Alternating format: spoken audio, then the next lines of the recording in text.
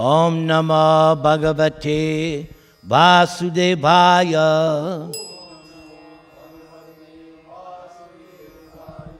Om Namah Bhagavate Vasudevaya.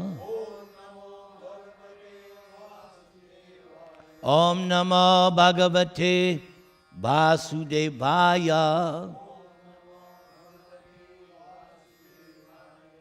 So today and tomorrow, I will be speaking on the glories of Ganga Devi. Tomorrow is known as Ganga Sagara.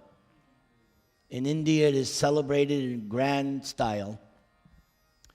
So tonight, I am going through the verses that I found in the Srimad Bhagavatam, glorifying and helping us to understand who is Ganga Devi. Just to put us in the right mentality, there is a nice section of the Bhagavatam which describes the glories of Bhagavatam. Just as there is a Ganga-mahatmyam, there is also Bhagavat-mahatmyam. So here is one nice verse. This Bhagavatam-mahatmyam appears in the final chapter of the Srimad Bhagavatam, which is chapter 13 of the 12th canto. So here is one very nice verse. From beginning to end, Srimad Bhagavatam is full of narrations that encourage renunciation of material life, as well as nectarian accounts of Lord Hari's transcendental pastimes, which give ecstasy to the saintly devotees and demigods.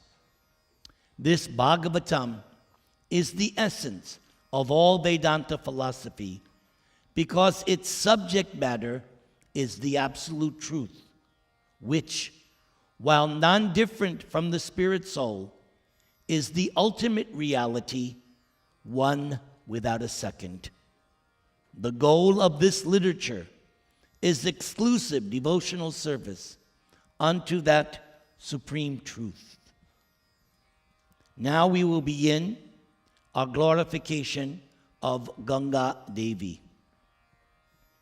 So in the first canto, the sages of Naimisharanya, headed by Shaunaka Rishi, say this next statement: Yat pada sangsraya sutta munaya prashamayana sadya punanti upasrista svardunyapo nusevaya. O Sutta, those great sages who have completely taken shelter of the lotus feet of Lord Krishna can at once sanctify those who come in contact with them, whereas the waters of the Ganges can sanctify only after prolonged use. Now, the context here is, yes, and we will hear later on, by taking a bath in the Ganga, or even just 3 drops on your head, purifies you of your sins. But what Ganga does not do is root out the cause of sin, which is lodged in the heart. So what happens? A person takes a Ganga Snan, gets purified, but then immediately again begins committing sinful activity. So, in order to get rid of the root problem, as it says here, prolonged use. Whereas, if you come in contact with a pure devotee of the Lord, that can change you forever. I'm a good example of that. I was completely sinful, but I came in contact with A.C. Bhaktivedanta Swami by seeing, by hearing, I became completely different. I gave up my sinful life. Let's do one more. Te ninyo dakam sarve, vilapya chabrishang puna. Apluta hari padabja, rajaputa sarijjale. Sutta Goswami, in the first canto, this context of this verse, after the battle of Kurukshetra, because millions of people had died in that 18-day war, after the battle, the people went to the Ganga to order to do funeral rites, etc. So the Pandavas also did that. So it says here, having lamented over the dead relatives and sufficiently offered Ganga Jal, or Ganges water, the Pandavas, along with Draupadi, bathed in the Ganges, whose water is sanctified due to being mixed with the dust of the lotus feet of the Lord. Later, for those of you who stay till the end, we will hear how the Ganges is actually 3 different rivers. And one Ganges is in the heavenly planets, one Ganges is here on earth, and there's also a Ganges in the lower regions.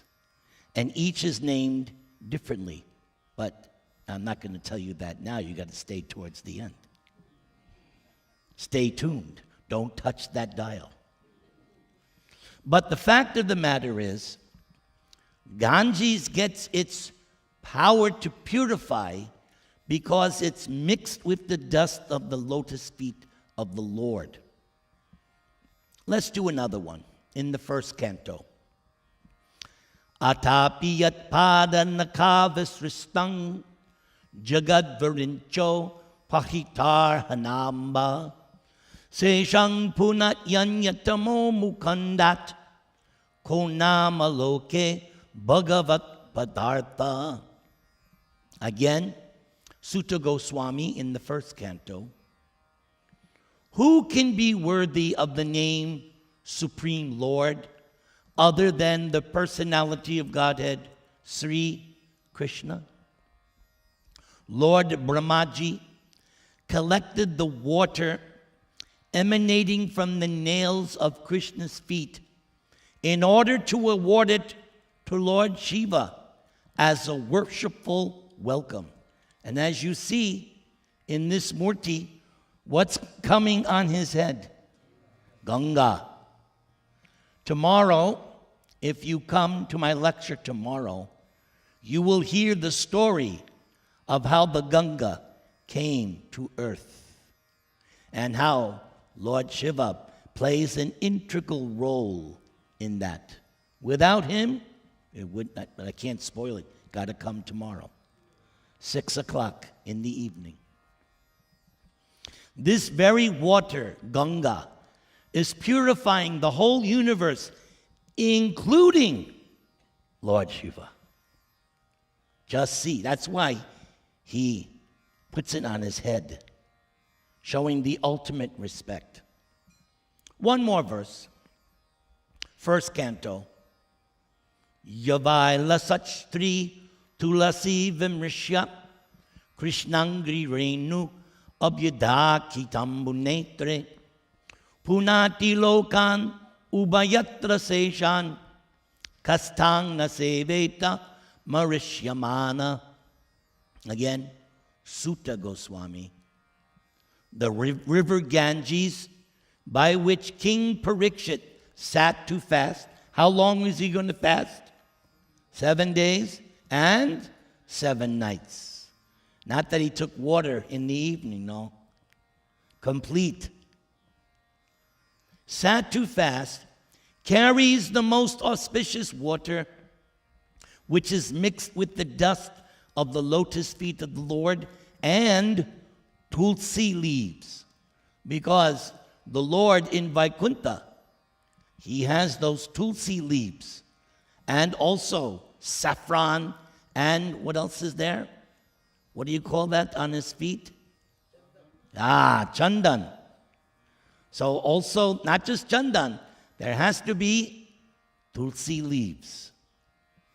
Therefore, that water sanctifies the three worlds, inside and out, and even sanctifies Lord Shiva and the other demigods.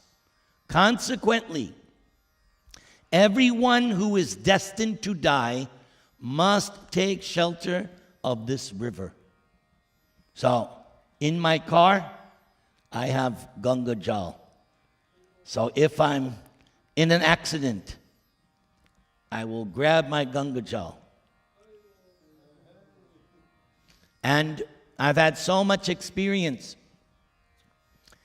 Different people over the years, they're in the hospital, they're in their last days. Devotees, what do? They bring Ganga Jal. Either they put it on the lips or they put on the head so that you get deliverance. Everybody chant the Maha Mantra one time.